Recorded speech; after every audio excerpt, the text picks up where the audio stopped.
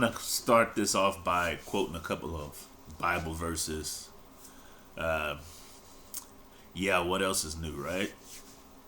But once I read these verses, I'm sure you'll see the relevancy of the subject matter that I'm going to briefly talk about. The first verse is from the book of James, chapter 4, verse 14. And it says, For whereas ye know not what shall be on tomorrow, what is your life? It is even a vapor that appeareth for a little time and then vanish away. And then this next verse is from the book of Romans, chapter 8, 36. And that says, As it is written, for thy sake we are killed all day long. We are accounted as sheep for the slaughter. That one I have a few reservations about, but it does have some relevancy about what I'm getting ready to talk about. And by now we all know and have seen in the news, the world is in a buzz about what happened to Kobe Bryant. And you know what? I gotta admit, that news really bugged me.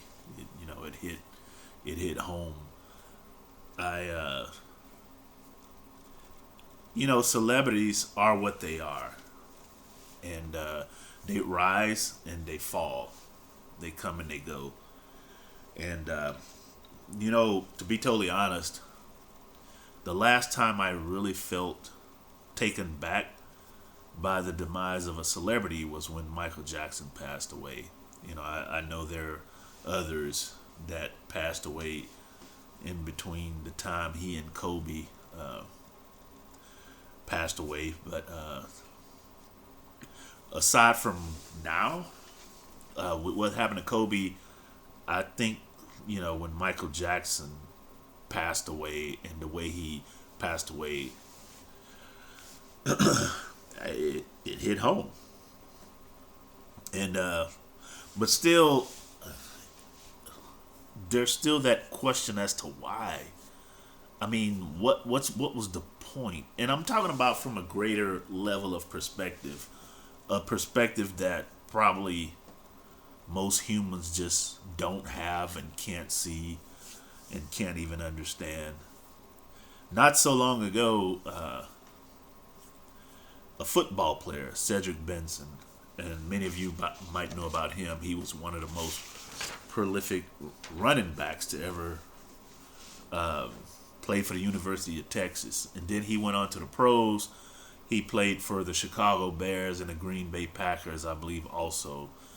But he passed away not so long ago in a tragic accident. It was a motorcycle accident, and he had a passenger. God rest both their souls. But when Cedric passed, you can almost kind of understand the dynamics behind what happened to him. Because the guy, he liked to ride motorcycles. I mean, that's no secret. He lived up in the area where there was a dangerous stretch of road. Very steep hills and very curvy roads that can leave no room for error. You got to be very skilled on a bike or on a car. I mean, in a car. You just can't take those kind of roads for granted. And on his Facebook page, it was quite some time before his accident, but on his Facebook page, he did a post about going riding his bike. And I recall a lady said something about please be careful, and everything else she said I don't recall, but that was the gist of the message. Please be careful. And his response was squeeze mad throttle and let God handle the rest. So when you put all that, you connect those dots. You can kind of understand that maybe he flirted with disaster, or maybe he he was a thrill seeker. Depending on what kind of thrills you seek, you can't gamble too much because eventually disaster will strike if you go to the well once too often. So, not necessarily to minimize what happened to Cedric Benson because he was a good dude, and but still, you can kind of understand what may have been behind his accident. The tendency it appeared to just gamble by riding the motorbikes in such a manner. But when it comes to Kobe, it's like, why? I mean, you got a young guy, very intelligent. He was coming into his own as a good businessman. He his basketball career, he was done. But even though his basketball career was done, young dude, and his life was just beginning. I mean, so many great things that the guy, um, in retrospect, would have been destined to accomplish. So much good that could have been done. And what makes it even more alarming and tragic, his daughter was with him. He had his 13-year-old daughter, and other passengers, they were saying, on his helicopter that crashed and took everybody's life. And it's like, why? I mean, this is why I have reservations about this one verse that says, "We are accounted as sheep for the slaughter. For thy sake we are killed all day long." I mean, first of all, to me, there's no point in snuffing out anything good. There's no point to that, especially if in the long run it can contribute to a greater good for a whole lot of people. And I think Kobe was poised to do that. And so it's like, what was the point? I mean, why? You hear something interesting, and this is what actually prompted me to talk about Kobe. Already, there are conspiracy theories about, it was planned, that, it was a murder. And until they figure out all the facts, or if all the facts do come out, I'm not going to deny that because it just doesn't make sense. This person I talked to who claimed that there was a video of the crash before they say the helicopter flew into some fog. They're saying that there was no fog at all. And then he said on the original video that someone filmed something ejected out of the copter from the back end of it, or something like that. That's the way he described it. And then it went into a spin, and he talked about how fast the copter was going, and at the rate of speed that he said it was going,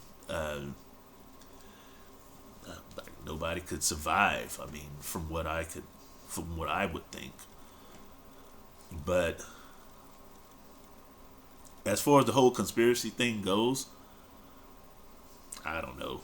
I mean, I wouldn't doubt it, because that would make more sense to me than just a random act, a guy that's poised to do so much good and help so many people, to just go out like that for no apparent reason.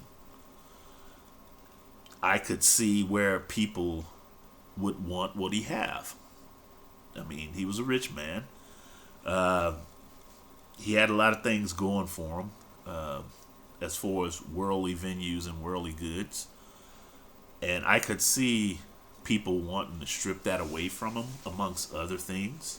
I know, and I'm sure you know, that there are also sinister forces at work at metaphysical levels that, believe it or not, certain people can provoke those forces into action to harm other people.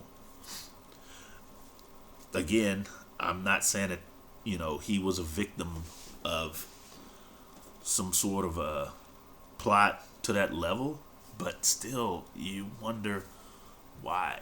I mean, it just doesn't make sense.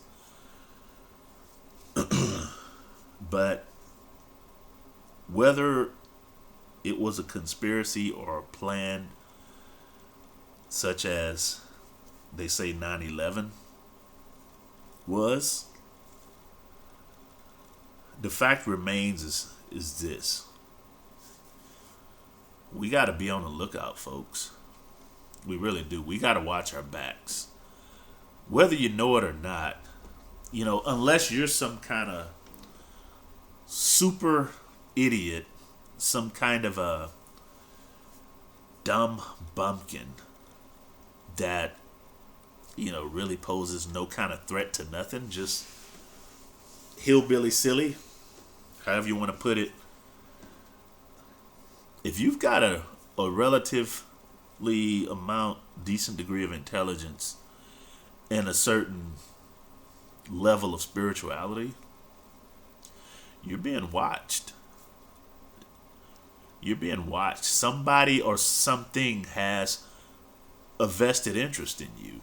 If you have a degree of intelligence and a degree of spirituality, somebody, and I'll go ahead and say it, an enemy of sorts, is checking you out to either use you, exploit you, or to take what you have. And it might not be to that greater level as, the Illuminati thing, but it could be somebody at your job. It could be somebody at the local store you visit. It could be a neighbor. It could even be a family member, a close family member. Even somebody under your very own household. Somebody can be looking to take what you have.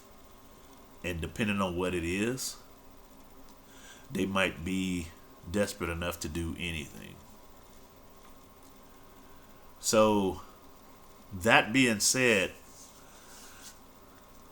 I believe we gotta step up our game, and we gotta become alert. We gotta wake up. We got to become aware of our surroundings, aware of who we associate with, of who we go around on a consistent basis. We got to be aware, folks.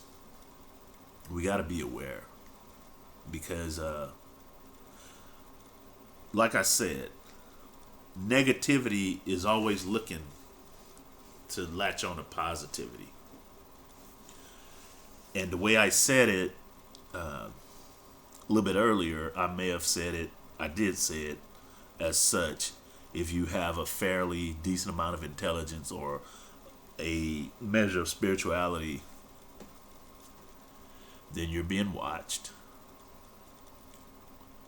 by somebody that don't have what you have and somebody that wants what you have. And basically, same. If you have a degree of positivity,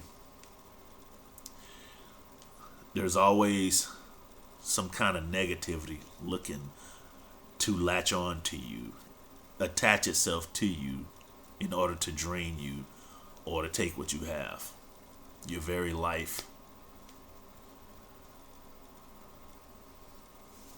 Anyway, I just thought that was on my mind. And the reason why it was on my mind is because, it was kind of, it was unbelievable to hear about what happened to Kobe. And if something like that could happen to him, that just tells me all the more that we got to be aware. We gotta be alert to everything. Everything. We have to be alert to everything.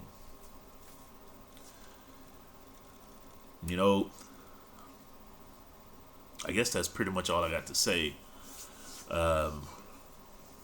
Again, God, well, I didn't say it earlier, but I'll say it now. God rest his soul. May his family find comfort in this moment of tragedy.